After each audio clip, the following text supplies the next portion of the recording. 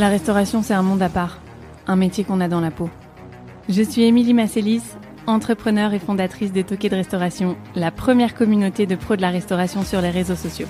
Dans ce podcast, je donne la parole à celles et ceux qui entreprennent dans ce métier exigeant, à travers leurs réussites, leurs échecs et les leçons qu'ils en ont tirées.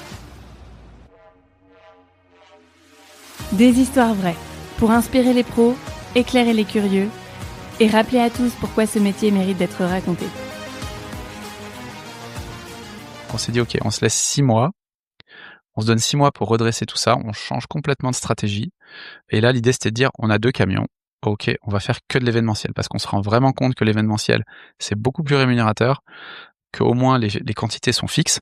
On nous appelle pour 50 couverts, on fait 50 couverts, on nous appelle pour 150 couverts, on fait 150. Il n'y a pas de surprise on sait pas trop. Et on décide d'arrêter ou d'en faire beaucoup moins, en tout cas, de l'événement public. Parce qu'il y a 2 types d'événements. Il y a l'événement privé. Les gens t'appellent pour un mariage, un anniversaire, une soirée d'entreprise. Ils sont 90. Il faut faire à manger pour 90 et ils te payent pour 90. Ouais. C'est pas à toi d'avoir la responsabilité d'amener ces 90 personnes. L'événement public, type festival, on te dit, il va y avoir plein de monde. Faut les nourrir. Vous serez 4 stands, 6 stands, j'en sais rien, X stands à faire à manger. Faut que vous nous donniez de l'argent déjà pour avoir le droit de venir. Nuit sonore, fallait qu'on paye 2 000 € de droit d'entrée. Et après, vous faites votre beurre là-dessus, en fonction des gens qu'il y a. Mais s'il pleut, il y a personne. S'ils ont mal fait le job de la communication sur l'événement, il n'y a pas grand monde. Si tu te retrouves face à un burger, tu sais que tu vas faire 2 fois moins de chiffre que lui parce que les gens vont sur les burgers en priorité. Ça, t'en as fait des événements comme ça où c'est complètement foiré à cause du temps, à cause des autres food trucks? À cause du temps, ouais, clairement. À cause des organisateurs de l'événement qui ont fait un mauvais boulot et qui n'ont pas du tout parlé de leur événement et donc il y a personne qui vient. Et à cause d'autres food trucks, pas trop. On l'a pas trop subi ça parce qu'on avait quand même un produit qui était, un produit et un univers qui était suffisamment abouti et différenciant pour que les gens aient envie de venir nous voir. Et j'ai souvenir de la première année du roster, quand ils avaient leur food truck, on était ensemble au High Five Festival à Annecy.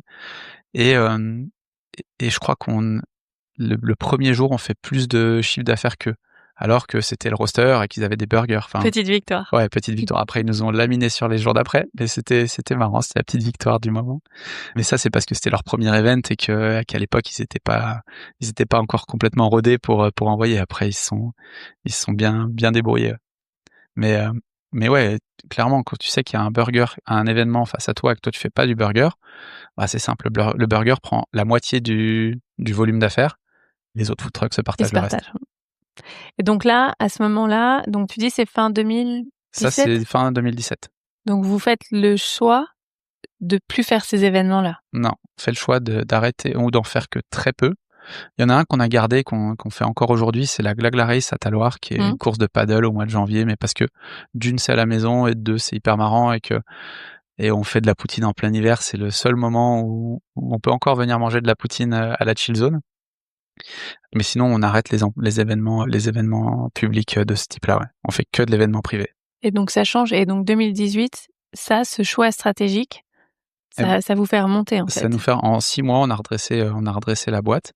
On a énormément travaillé, vraiment, vraiment beaucoup. Là, c'était du 7-7 et du matin au soir, tout le temps, parce que soit on avait des événements et on les enchaînait, des fois on faisait midi, soir, et du coup on enchaînait les deux, et fallait faire la production en amont, fallait gérer tout ça, fallait gérer la compta, les appros, et puis on n'avait pas repris de salariés.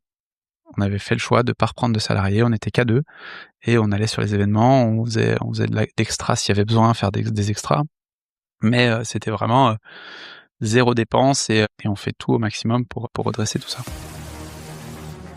Merci d'avoir écouté cet épisode de Toqué de Restauration. Si ça vous a plu, pensez à en parler autour de vous et à le partager à des personnes que ça pourrait intéresser. C'est comme ça qu'on fait grandir cette belle communauté. Vous pouvez aussi nous laisser 5 étoiles et un petit mot sur Apple Podcasts, Spotify ou toute autre appli où vous écoutez vos podcasts. Ça compte vraiment pour la suite. Et si vous connaissez quelqu'un qu'on devrait inviter ou si vous voulez partager votre propre histoire, écrivez-nous sur toquedrestauration.com. On lit tout. À très vite dans Toqué de Restauration.